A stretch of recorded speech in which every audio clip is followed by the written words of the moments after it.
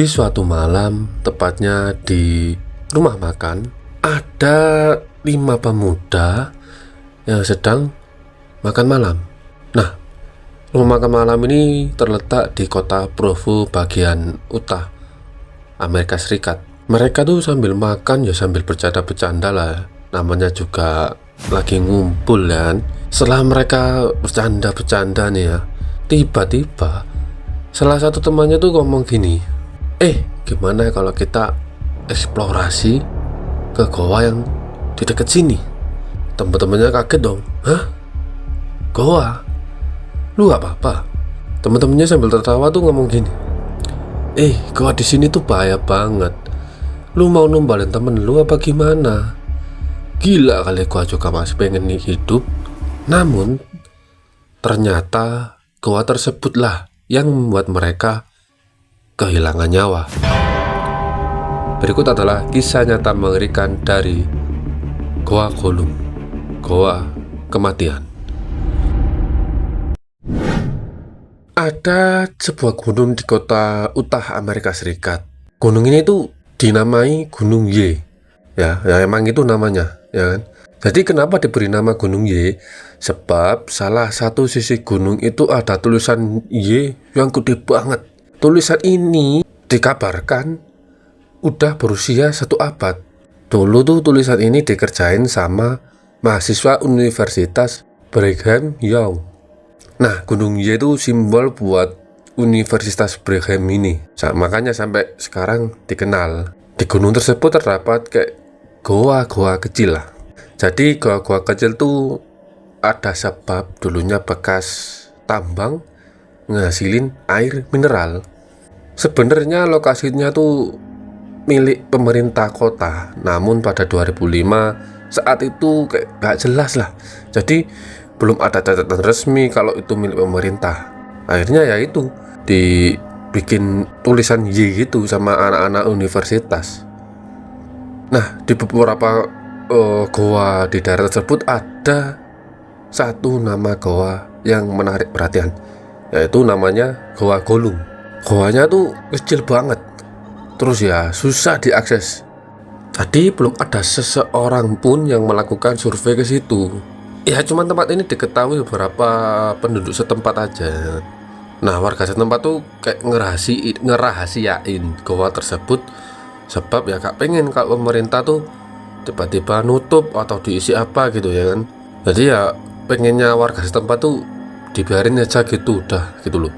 Kalaupun ada orang nih yang mau ngejelajahin goa tersebut, ya harus orang yang berpengalaman dalam bidangnya. Sebab goa tersebut dikatakan berbahaya banget.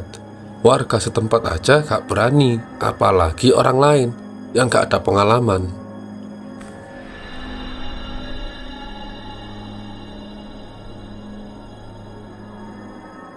Pada tanggal 17 Agustus 2005, yang 5 orang sedang makan malam tuh ya, bernama Ariel Singer 18 tahun, Jennifer Galbert 21 tahun, Blake Donner 24 tahun, Scott McDonald 28 tahun, dan Steve Handel 20 tahun. Nah, salah satu dari mereka yang bernama Jennifer nih cerita kalau dia pernah ke Goa Golum tersebut. Dia tuh bilang gini, gua pernah masuk goa itu. Dia masuk sampai ke dalam banget di goa tersebut. Jadi Jennifer sampai di ujung goa, terus dia gak kuat, hampir pingsan. Sebab apa? Yaitu ventilasi udara gak masuk, jadi oksigen minim di sana. Pas udah di ujung tuh, Jennifer cerita kayak, wah, di ruangan tersebut tuh kayak dingin banget. Sampai dia menderita hipotermia. Teman-temannya terpukau, wah, hebat juga lu ya. Padahal belum ada seseorang yang menjelajah lo, baru lu doang nih. Pantes goa itu dinamain Goa Kematian, sebab ya bahaya banget ya kan. Yang mereka nggak tahu, goa kematian tersebut yang menjemput nyawa mereka.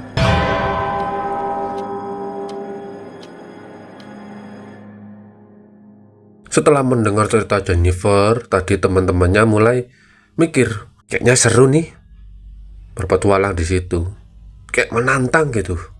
Setelah berbincang-bincang yang cukup lama, mereka pun memutuskan untuk setuju pergi ke goa tersebut. Nah, sedangkan Steve Hanley gak ikut sebab besok dia mau kerja. Dan akhirnya dia berpamitan pulang sambil ngomong, gak apa-apa lu pergi aja, gua besok mau kerja ya kan, gua balik dulu ya, semoga beruntung, hati-hati ya. Tak lama kemudian datang lagi satu orang bernama Joseph Ferguson, berusia 26 tahun. Setelah dia mendengar cerita dari Jennifer, ya kan, dia tergiur juga dan memutuskan untuk ikut ekspedisi ke Goa Gollum. Dan akhirnya mereka berlima pun memutuskan untuk berangkat ke Goa Gollum. Nah, jadi mereka tuh berangkat malam-malam. Pas habis dari rumah makan, mereka memutuskan untuk berangkat. Ya, mereka pikir kan perjalanannya nggak jauh, deket, ya kan. Jadi nggak perlu bawa yang macem-macem lah. Singkat cerita, setelah mereka berjalan menuju lokasi, akhirnya tiba. Dan waktu saat itu menunjukkan pukul 3 pagi. Dan anehnya, di antara 5 orang tersebut cuma 2 yang bawa senter. Setelah sampai lokasi, mereka tuh sempat bingung. Ini di mana lokasi goanya? Jennifer ditanyain, mana? Katanya di sini. Dan Jennifer pun menjawab, iya setahu gua di sini, tapi gua lupa. Ya elah, pakai lupa segala lu. Akhirnya mereka ketemu lubang dari gua tersebut, pintu masuk lah. Masuk goanya itu ada tanda aliran air. Jadi goanya cukup buat masuk 1 orang doang. Salah satu dari mereka bilang, ini bener goanya? Kok kecil banget? Jennifer menjawab, iya ini gua dulu masuk sini, emang cukup cuma 1 orang doang. Singkat cerita, mereka semua memutuskan untuk masuk satu persatu ke dalam gua tersebut. Nah, pas masuk nih, Joseph belakangan terakhir.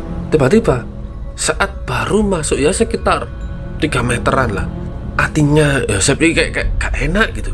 Dia bilang ke temennya, kalian aja deh yang nerusin, gua tunggu di depan aja deh, gak apa-apa. Teman-temannya bilang, lah kenapa?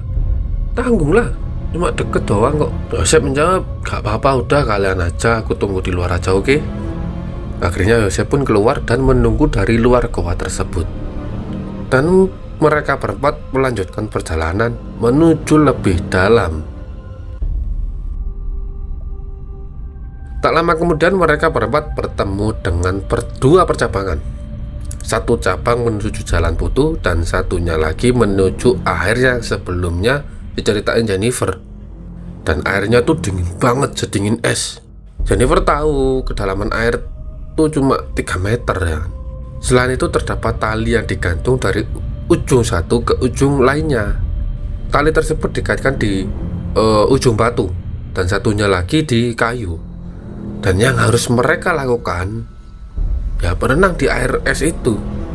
Terus habis itu naik sama tali yang menggantung itu. Ketika temannya Jennifer ini kayak sempat ragu, tapi Jennifer terus menyemangati mereka. Akhirnya oke lah, satu demi satu melakukan hal tersebut. Dan akhirnya mereka berempat berhasil. Sekarang mereka berdiri di sebuah gua kecil dengan air setinggi dada. Mereka menyorotkan senternya ke sekeliling goa. Terus kagum, wah akhirnya kita bisa sampai sini, padahal hampir gak ada orang yang kesini loh. Jarang banget ya kan. Mereka pun kayak muji Jennifer, kita bisa kesini sebab Jennifer pun mesem doang ya, biasa aja. Namun kesenangan tersebut tak bertahan lama. Mereka mulai khawatir sebab udara di goa tersebut pengap, ditambah juga baunya gak enak. Walaupun mereka berusaha bernafas, tetap aja mereka ngerasa pusing sama sesak nafas. Ya itu tadi, mereka udah di ujung goa, ventilasi udara gak ada, jadi sesak nafas, minim udara. Dan akhirnya mereka gak tahan, memutuskan untuk udahlah ayo balik pulang yuk, udah gak kuat ini. Namun perjalanan pulang tidak semulus yang mereka bayangkan. Mereka harus menghadapi tantangan berenang dan menyusuri terowongan lagi. Nah, ini awal mula bencananya di sini. Dan akhirnya Ariel nekat memutuskan untuk orang pertama yang melakukan tantangan tersebut. Akhirnya Ariel menjebur dan mereka bertiga pun menunggu sambil ngeliat tali. Selama beberapa menit mereka ngeliat tali. Tiba-tiba talinya terdiam.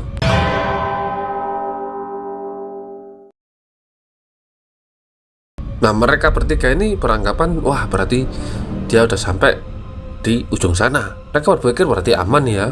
Jadi satu demi satu melakukan tantangan tersebut. Yosef yang nunggu di luar goa tuh ngeliat jam. Ternyata dia udah 45 menit menunggu mereka. Dia tuh tahu goa itu kecil, tapi kok teman-temannya belum keluar gitu loh. Dia khawatir, akhirnya dia neriaki teman-temannya. Ariel, Jennifer, Blake, Scott, kalian di mana? Gak ada jawaban sama sekali.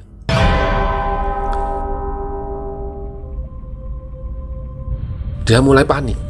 Dia akhirnya ngambil HP terus telepon temennya. Dia berharap ya temennya ini tahu tentang lokasi goa tersebut, ataupun ada yang pernah ke goa tersebut lah. Dan temennya pun nggak ada yang pernah ke goa tersebut. Dia mulai khawatir. Hampir sejam loh dia nunggu di sana. Akhirnya Yosef berpikir, wah ini udah gak beres ini. Yosef pun memutuskan untuk mencari bantuan. Yosef menelpon polisi dan menceritakan apa yang terjadi. Polisi pun bersama tim SAR datang ke lokasi tersebut. Tim SAR langsung masuk ke dalam goa. Waktu menunjukkan pukul 6 pagi. Tim SAR kaget mereka menemukan 4 mayat sedang mengambang di air.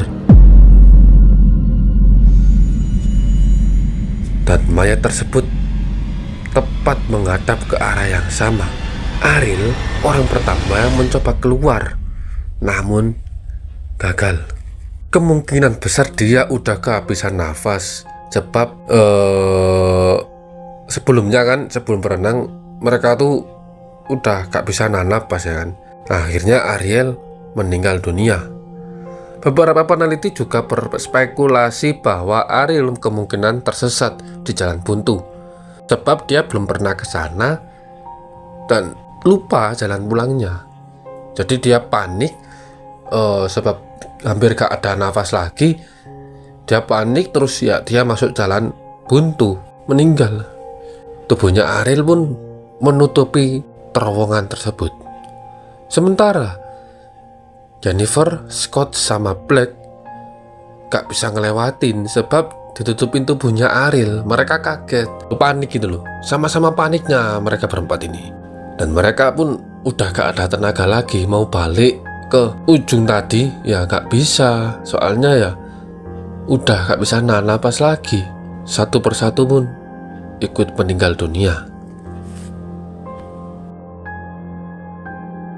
Setelah kejadian tersebut, pemerintah menyuruh menutup goa tersebut. Pintu goa pun akhirnya dicor sehingga nggak bisa dilalui lagi. Dan keempat pemuda tersebut dipulangkan ke keluarganya masing-masing dan dimakamkan. Intinya, mereka membuat kesalahan dalam penilaian, terus tanpa persiapan, dan yang pasti nggak ada satupun orang yang berpengalaman. Maksudnya dalam berpengalaman kalau dalam keadaan genting gitu loh. Jennifer pun ya belum bisa dikatakan berpengalaman sebab dia baru kedua kalinya ke sana. Dan itu pun saat di pertama kali dia ke sana juga hampir pingsan. Ini malah ngajak teman-temannya. Bukan pingsan lagi, malah beda alam. Sebuah tanda-tanda dipasang di dekat pintu goa untuk mengenang tragedi 4 orang tersebut. Kesimpulannya nih, jangan mudah tergoda. Yang menggoda belum tentu enak. Itulah kisah nyata tragedi Goa Gollum, Goa Kematian. Jangan lupa subscribe, like, komen, dan share ke teman-teman kalian. Sampai jumpa di episode selanjutnya. Selamat malam.